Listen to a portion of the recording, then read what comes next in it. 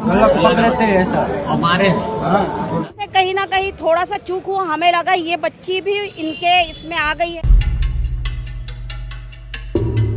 उनसे बातचीत की हूँ, अगर मुझे उनको दबाव देना रहता तो मैं माइक लगा के बात नहीं करती। और अगर मुझे कुछ भी होता है तो तुम्हारे साथ पुश्ते भी ज्योति शर्मा को याद रखेंगे, ये चीज याद रखना। और 2 नन की गिरफ्तारी और उसके बाद पूरे देश में अलग ही माहौल देखने को मिल रहा है। हर तरफ मीडिया में यही चर्चा है।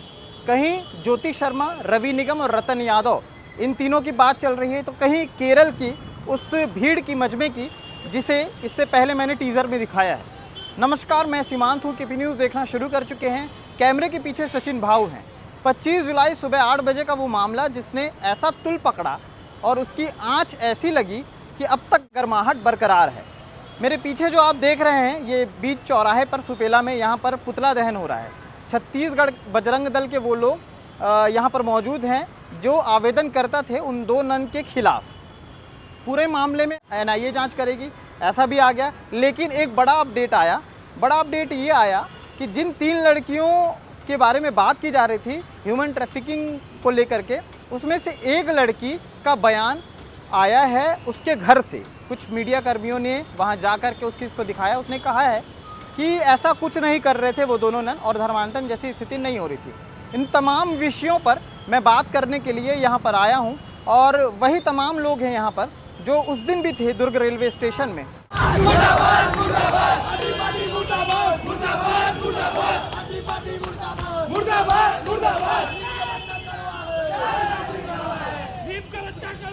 छत्तीसगढ़ बजरंग दल के रवि निगम जो आवेदन करता थे उस पूरे मामले के, जिस मामले की आग अब सभी राज्यों में देखने को मिल रही है। बयान क्या था, उसके बारे में आप लोग की क्या रणनीति बनी है आज? वो तो आदिवासी बच्चियां हैं, उनके पूरे परिवार पर भरपूर दबाव बनाया गया है। उस दबाव के कारण ही उसका बयान बदला है।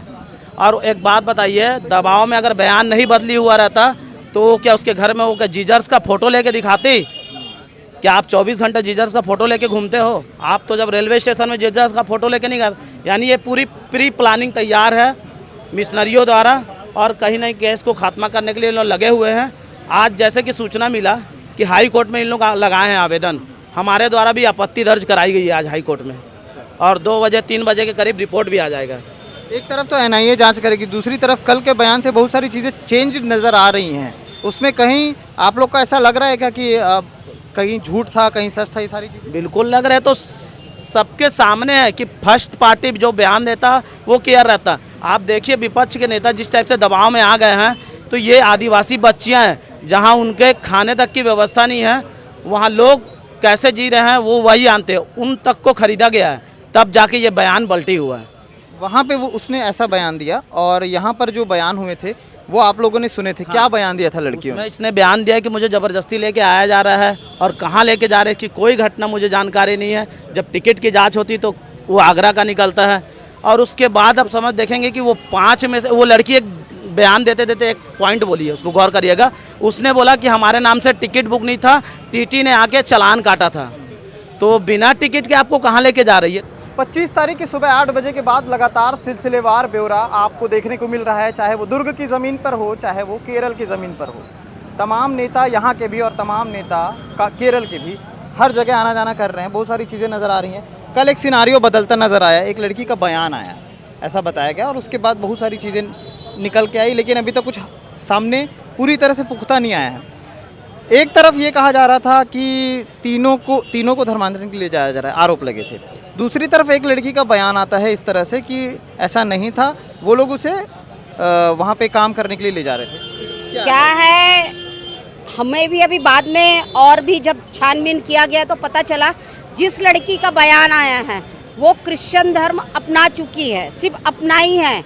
वो अपना आधार कार्ड और सबको चेंज नहीं किया और वहाँ पर पूरा गतिविधि देखने का काम वो लड़की ही करती है। इसलिए उस लड़की के पास से जो फ़ोटो मिले, 8 फ़ोटो मिले, जो आधार कार्ड मिले, अपनी मम्मी का आधार कार्ड रखी थी, जो सबका नंबर रखी थी, जो ATM रखी थी, वो पूरा हमसे कहीं ना कहीं थोड़ा सा चूक हुआ। हमें लगा ये बच्ची भी इनके इसमें आ गई है करके, लेकिन वो दोनों नन और उस लड़के के साथ में वो लड़की भी शामिल थी जो बयान दी है।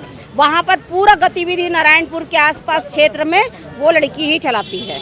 लड़के का एक वीडियो आया था जिसमें वो कह रहा है कि उसे मारा गया, और कोई महिला, यानी कि वो किसका जिक्र कर रहा है, शायद आपका जिक्र कर रहा है, ऐसा उसमें पता चल रहा है। और वो कह रहा है कि उसे मारा गया था और उसके बाद उसे कबूल करवाया गया, बयान लिया गया ज़बरदस्ती। ऐसा क्या है उसमें?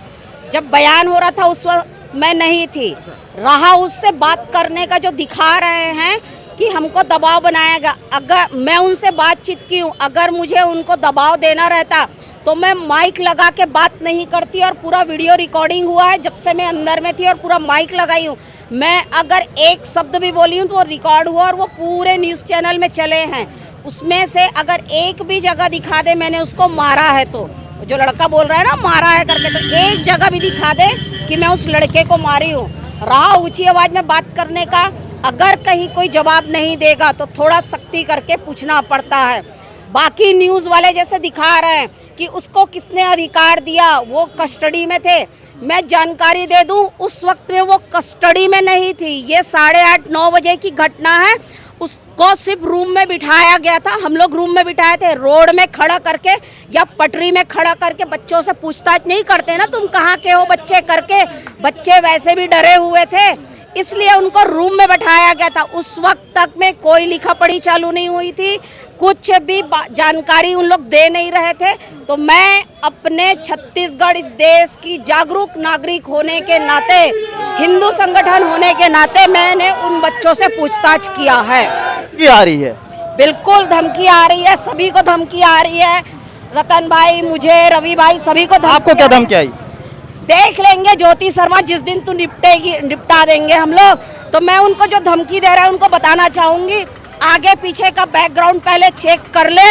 अगर मुझे कुछ भी होता है तो तुम्हारे 7 पुश्ते भी ज्योति शर्मा को याद रखेंगे, ये चीज़ याद रखना। और मेरे बजरंगियों को कुछ हुआ तो ये पूरा देश, हिंदू समाज एकत्र होके पूरे क्रिश्चियन को और कांग्रेसियों को बताएंगे कि हिंदू समाज के बजरंगियों को छूने का क्या नतीजा होता है, ये मैं उन्हें बताना चाहूँगी। कि क्या कुछ अपडेट आती है वो भी मैं आपको खबरों के माध्यम से दिखाते रहूँगा।